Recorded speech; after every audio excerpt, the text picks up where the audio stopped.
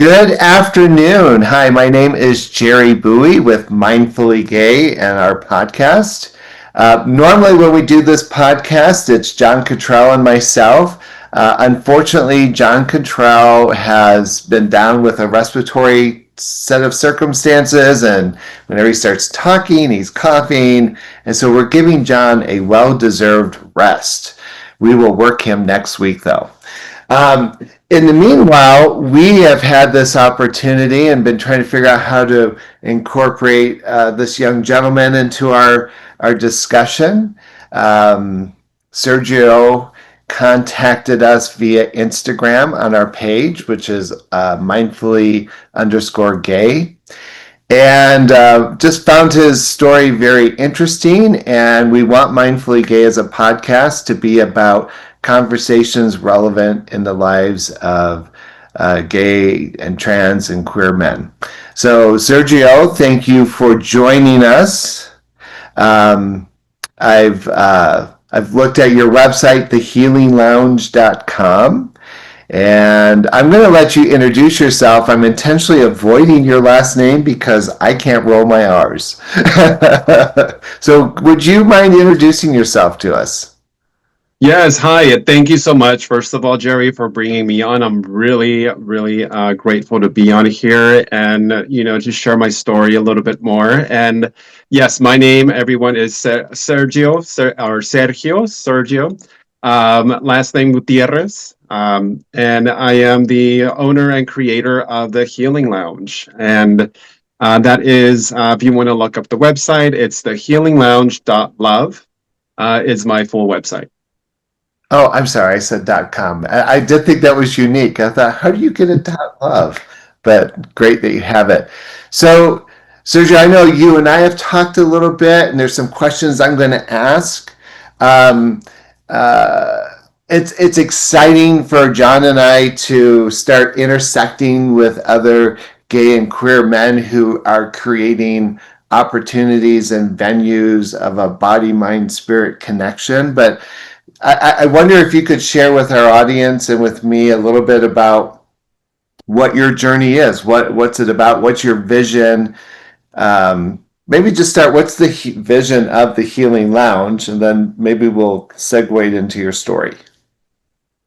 Yes, thank you for that. The Healing Lounge was started in 2021, right after the whole shutdown, and people were just kind of getting back into being a little bit more outdoors. It was really interesting. We had a brick and mortar, and the Healing Lounge started as a networking event where we invited local holistic practitioners to come down and just network. And that turned out to be a really fun success. It was really great. It was all word of mouth. And when we migrated our brick and mortar to online platform, we decided to do away with the brick and mortar. And I said, you know what? Let's just go ahead and do the Healing Lounge online. And the vision with the Healing Lounge is to bring about community, but also bring about more awareness of other practitioners and practices that are out there, allowing us for more access and resource to find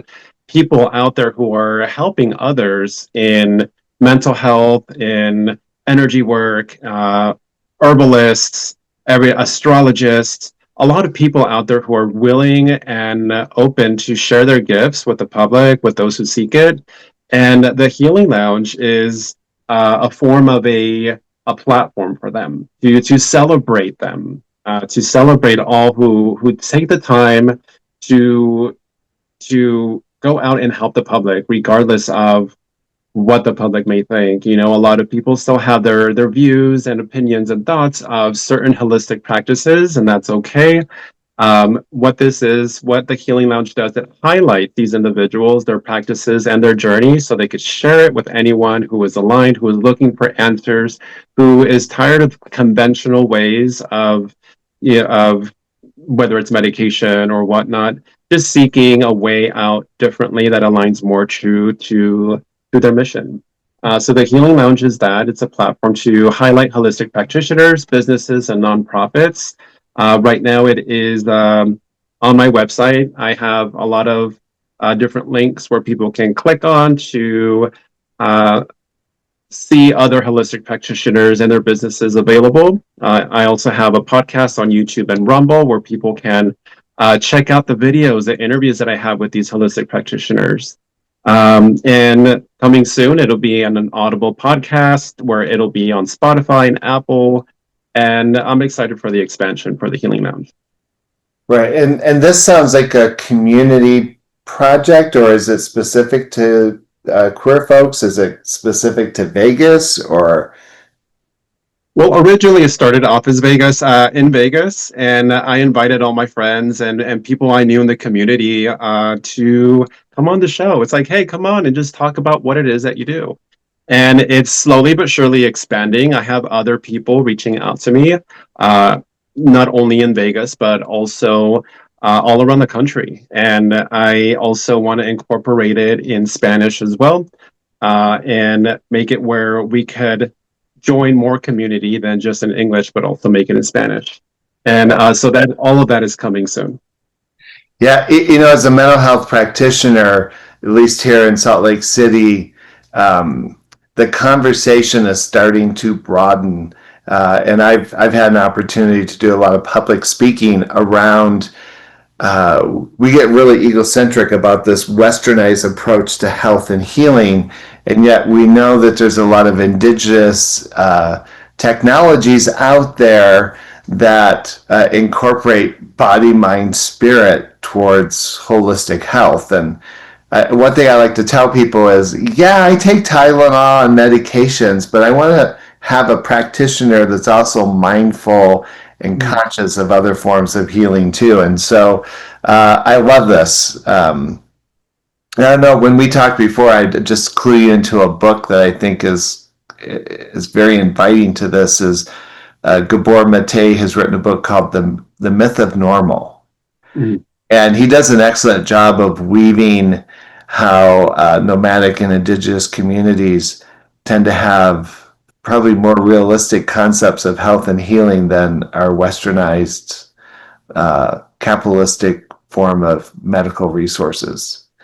I looked a little bit on your website earlier today, and I noticed that you've had a very interesting personal journey with plants, as well as I guess training and certifications you've had in a form of spiritual healing that we've not talked about on the podcast before. And so I'm wondering if you can talk a little bit about your own practice and what that entails, and then we'll get into your story a little bit.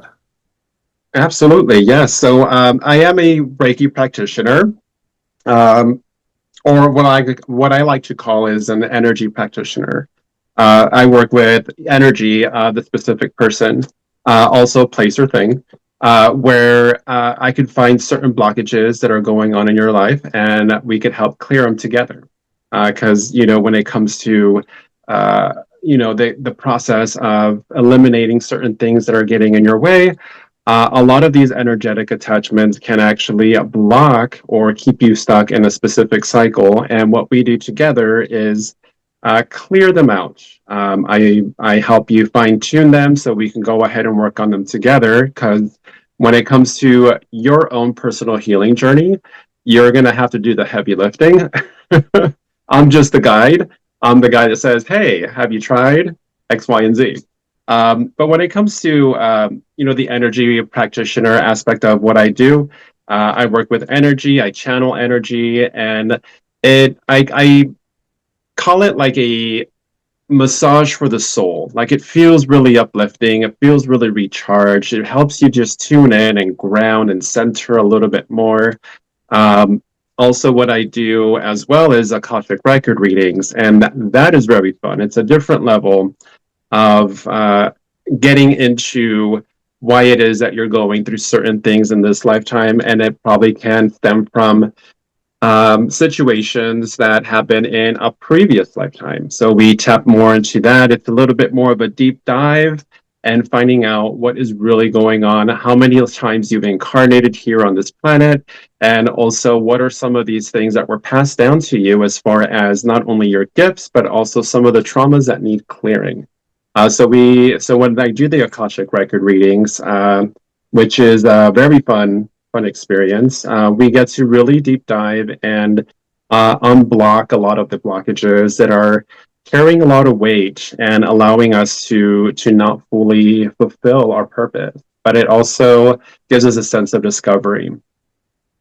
In the other question that you mentioned, when it comes to a little bit more of my personal life, the reason I got into it, or oh yeah, we'll go Well, ahead. I just wanted to ask you. So you talked about the Reiki and then the Mhm. readings, Yes, and I just noticed that you use the word channeling in your website. yes. So what does that necessarily mean? Well, with channeling, it is I'm an intuitive channel, so I get to channel information of what is really going on of a certain person, place, or thing. And this happens intentionally, sometimes unintentionally. And uh, when I have someone that comes to me with a specific issue or any kind of problem or something that they need an answer to, uh, I receive information, which comes to me as a knowing, and I relay that information to the person, whoever it is. And I go into this form of flow of information that is directly for that specific individual.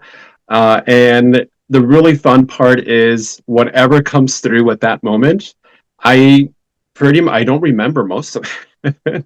This information that comes through is not for me. The Yeah, information that comes through is for that individual, and I am a conduit of that energy. yeah. Now, yeah, I think it's really important. So we'll put that on the shelf for a minute and maybe come back to it. But your story, like how did how did Mr. Vegas come to be spiritual guru? Interesting. Well, yes, guru, not so much. I don't really call myself anything other than I'm just a guide. I'm just a guy who's helping other people just to find their light. Maybe they're looking for a specific X, Y, and Z, and I just help point the way. But thank you for that. Yeah, so growing up, I've had knowledge of herbs, passed down knowledge from my mother. And I really had an issue with identity. I had an identity crisis. And when it came to my sexuality early on and discovering who I really was, I didn't have a lot of role models or a lot of people out there who I can say, oh, well, take me under your wing and show me what it is to about this world. So in the early young age, I started experimenting with a lot of drugs and alcohol, which led me into a lot of dark corners, and it allowed me an addiction to not only cigarettes but to alcohol. And uh, during those young years of my life, I experienced so much. And when I just decided to say enough is enough, I was 33 years old and I asked for guidance. I asked for guidance, and I said, "Hey, I really need to change something here in my life. Can you please give me a sign? What is it that I need to know? What is it that I need to look into? Like I am open to it all." And that's really key right there when it comes to your healing journey is making that conscious decision and putting everything on hold and being in that moment of, hey, I need help is very important. And I did receive it. I received the message. I received an article, um, and the article, because I was really asking how to break the addiction, I received an article. I read the article, and it was about CBD.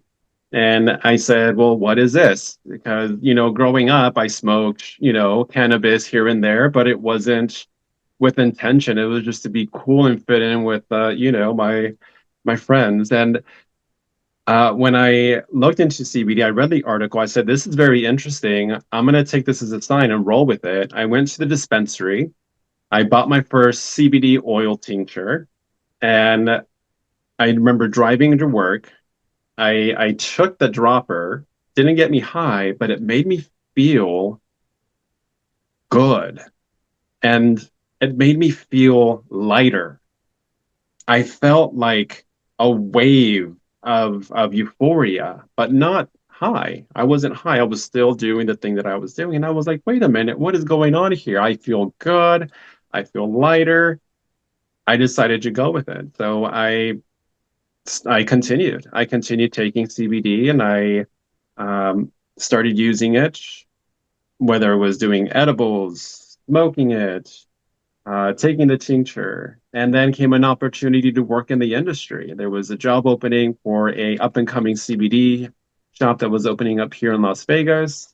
This is when it was barely coming out, when it was before the boom, and I said yes. I'm like, yeah, I'll go ahead and apply. I applied. I got the job.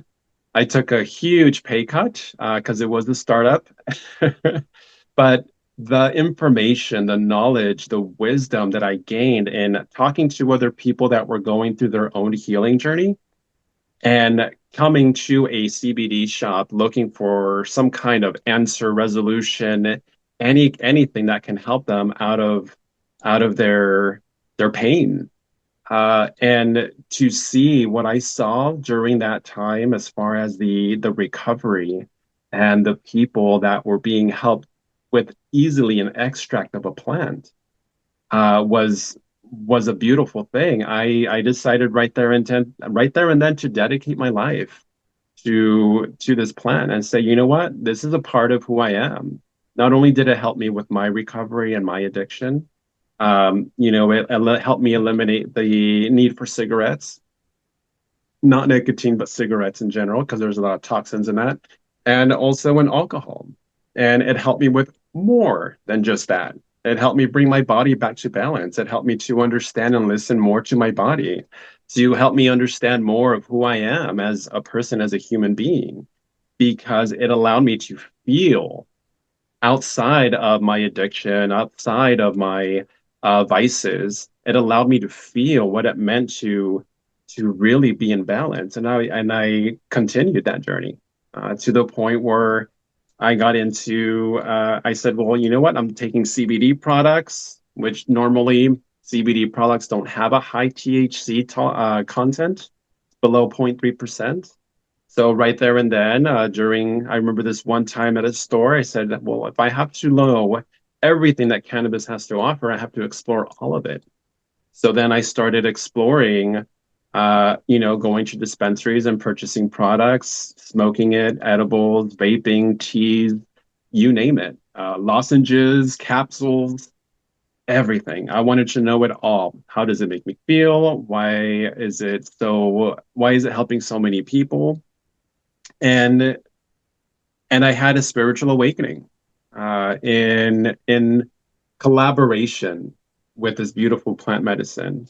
It helped me to explore different parts of my consciousness that I didn't know that were there, or maybe I knew at a subconscious level, and it allowed me to receive a lot of information and shift my perception. And during that shift, it just opened my entire world up to so many possibilities, which then led to me getting into energy work and opening up those doors and more getting more in touch of my true nature, of my spirituality, and evolving that. Yeah. So thank you for sharing that story. I do want to put this out there that Sergio's sharing his personal story, just like I've shared my story and John has shared his. We want to encourage people to be law-abiding citizens. We all don't live in Nevada. But I do, sometimes I feel a bit amiss that, right, sometimes our cultures and laws are not necessarily congruent with what might be, our journeys are so individualistic. And what works really well for you may not work so well for me, kind of thing.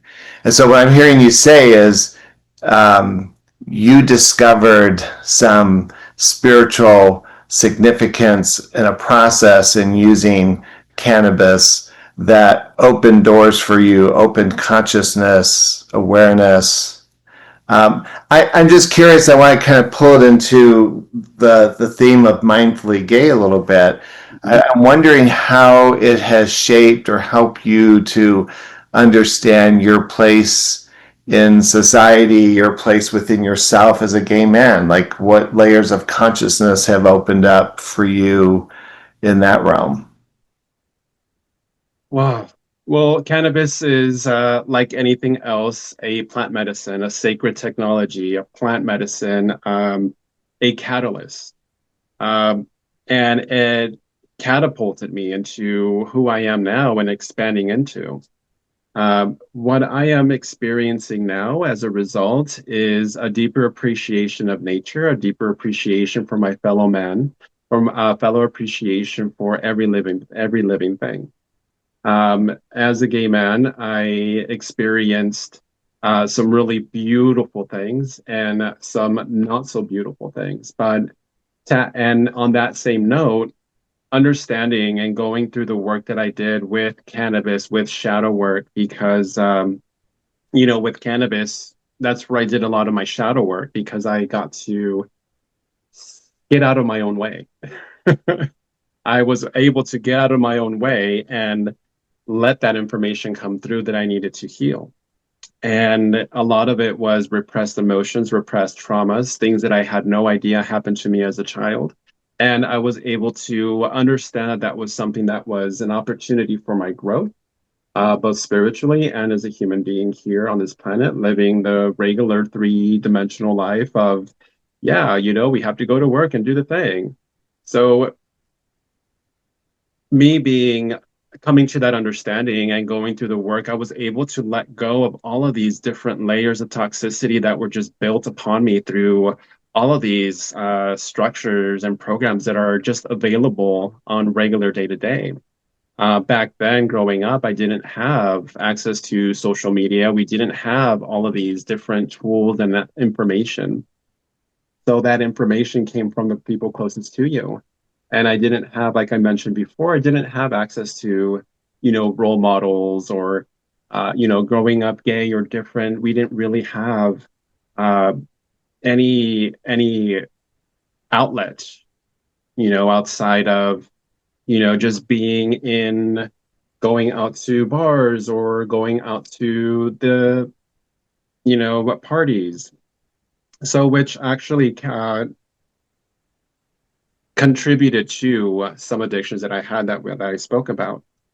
But what I came to it is the conclusion that I came to, and being a spiritual and having a spiritual experience is a lot deeper than being gay or straight. It's a lot deeper than just one way or the other way. It's all of it. It's everything. It's all encompassing.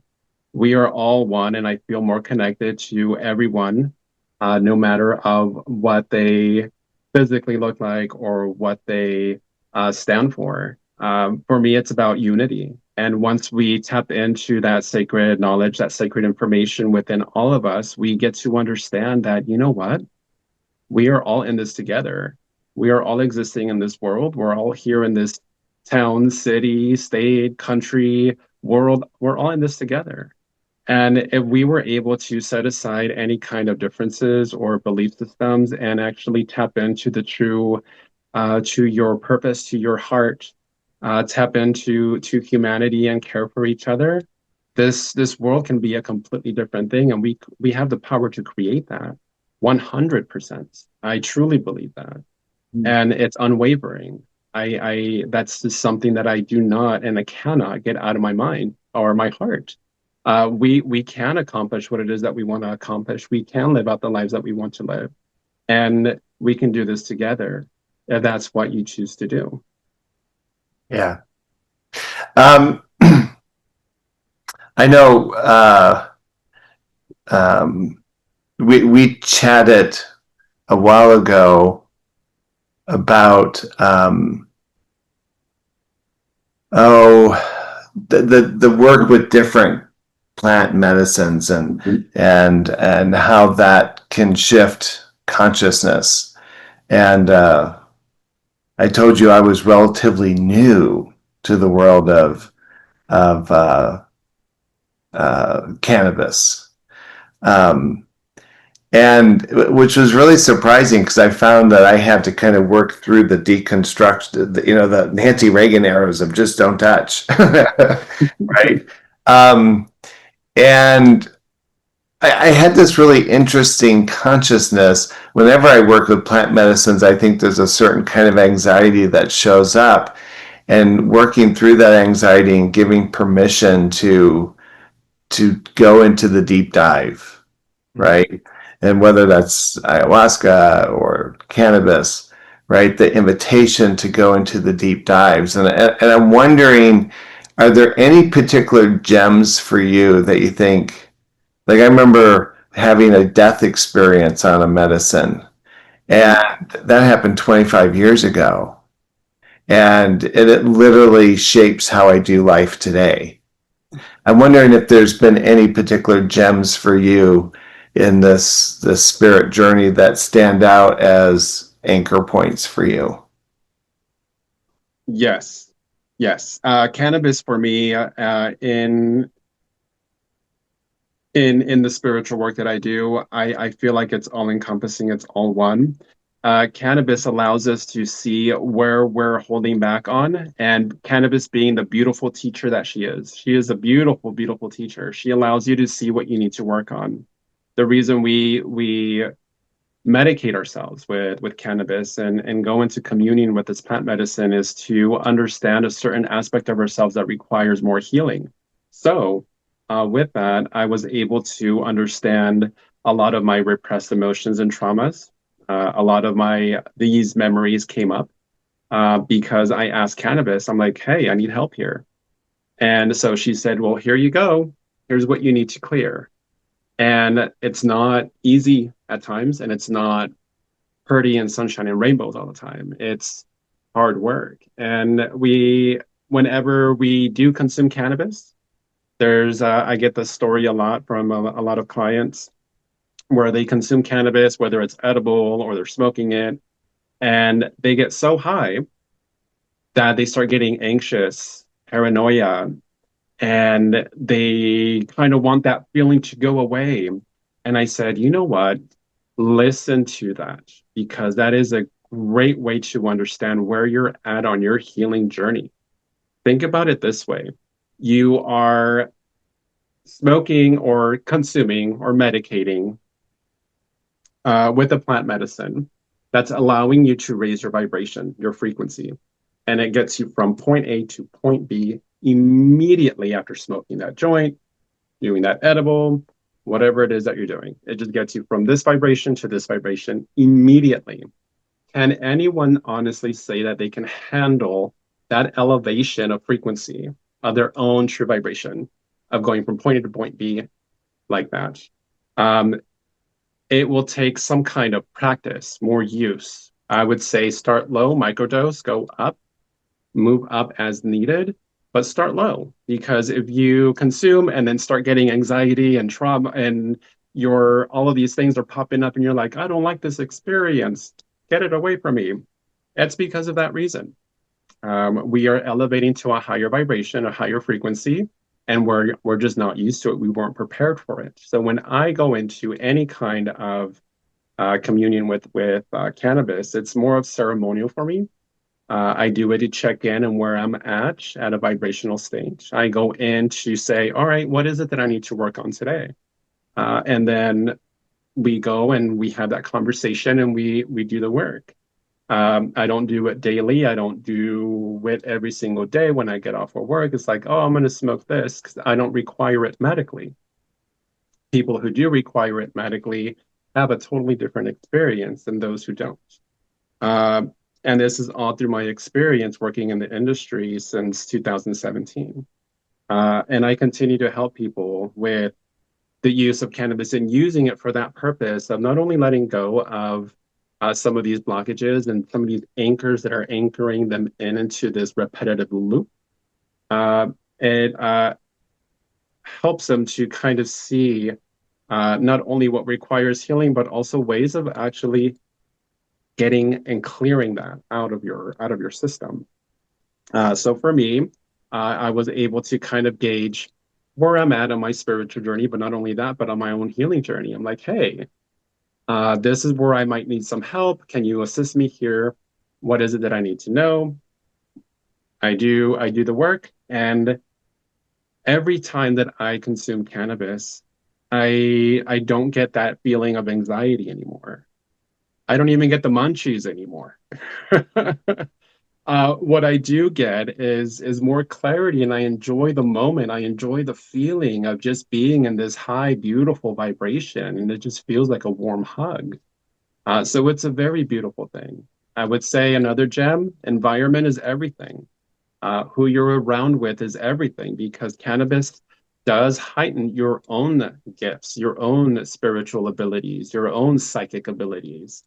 So a lot of people, a lot of people are empathic and they have empathy. When it comes to consuming cannabis, it heightens that empathy. So we get to feel energies and sometimes see energies, sometimes that we're just not prepared to deal with because we are feeling everyone else's energy and we're feeling some of their high points and some of their low points. And we have to be careful and not to intake it as our own. So that's when being more aware of where your energy starts and where others begin is very important. I I like to whatever ceremony I'm participating in, whether that's a sweat lodge or a pipe ceremony or working with plants.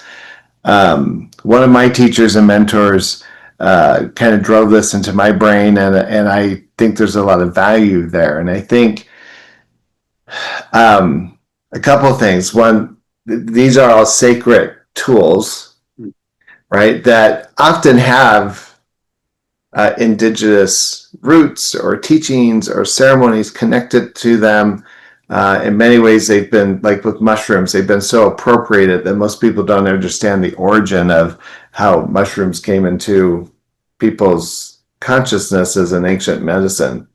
Um, but the power of intention, right? To to not just light up or to just partake because it's available, but um, to work through a process of intention, to have clarity about that intention. And then what I tell people is once you've done all that intention work, then let it go. Mm-hmm. Yep. And trust that the medicine will take you to where you need to go. Like trying to navigate that through some of these medicines can be very challenging, but the precursor to that can be going into it with a layer of mindfulness and intention. Um, and I have found that when I do that, at some point in the process, I can go in and very clearly sit with that intention and let the plant teach or guide me in that way. I don't know if that's something you've experienced, but Oh, 100% true. yeah. It's all about intention. It's all about what it is that you seek out of it, and it's very important. Like you mentioned, it's not about just lighting up and just seeing what happens. Uh, it's it's putting the intention out there. What is it that you want to get out of it? And also, it's not a crutch. It's not something that you do just to forget about your day or your problems or the overuse is just a whole different subject that we could probably spend another hour talking about. But when it comes to intentional use of certain plant medicines, that's where the true healing lies because now you're able to communicate with that plant and have it be an ally to you instead of having it be a crutch where you use it just to just because you had a bad day, or use it just because X, Y, and Z, whatever it is that you want to tell yourself. The true meaning behind it is to actually go in and do the work intentionally to allow yourself that clarity.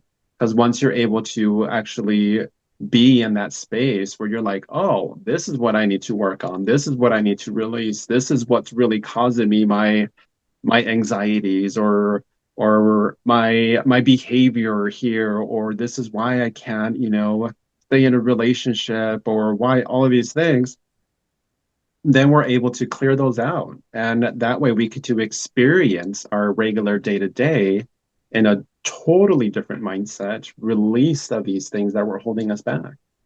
Well, and I like what you said about set and setting.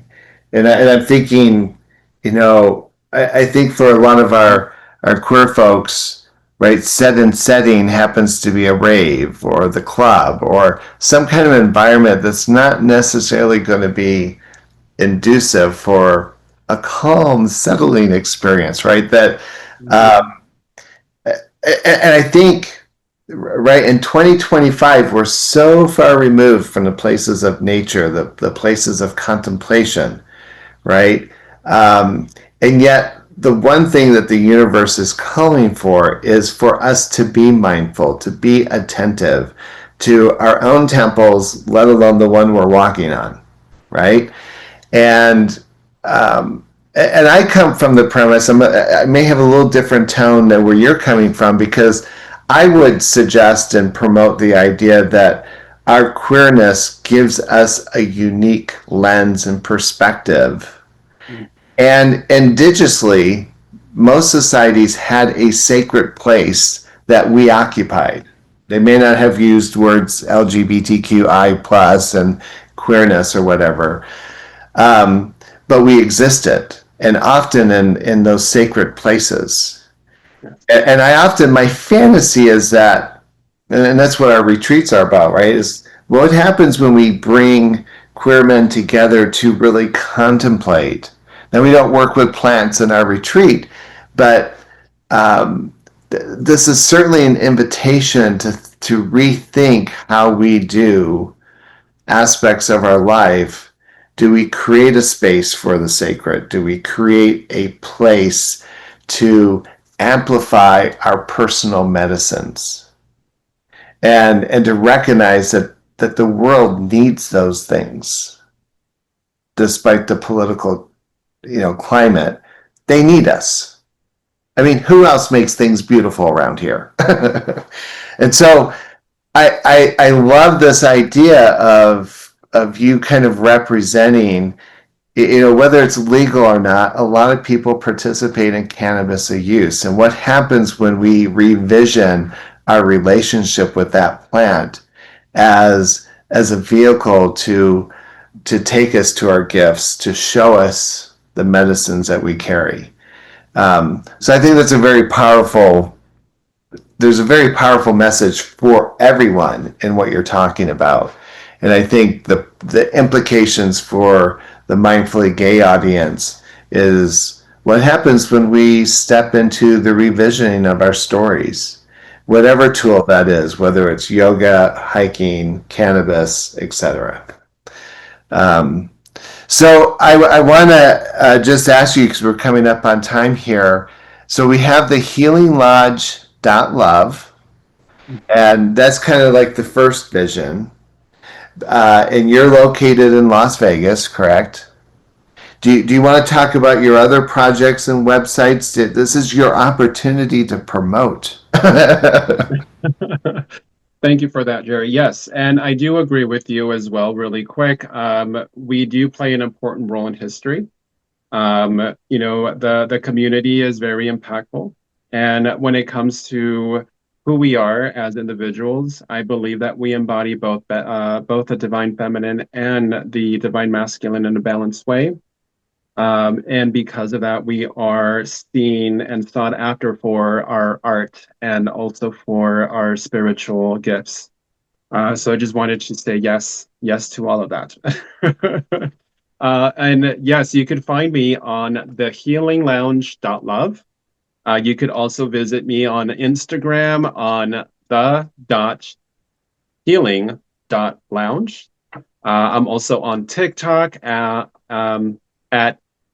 I am holistic bro. So that's me on TikTok. And then also the other projects that I'm working on, I do have a CBD company, and we are working on the rebrand. Right now it's called Nature's Moment, nature'smoment.com. We're rebranding it. We're redoing label design, all of it. We're going to be doing the whole renovation, the whole expansion to amplifybotanicals.com, and that website is coming soon. So feel free to tune in so that way you get to be in the know of when that's launching. We're going to be doing some really great things with that.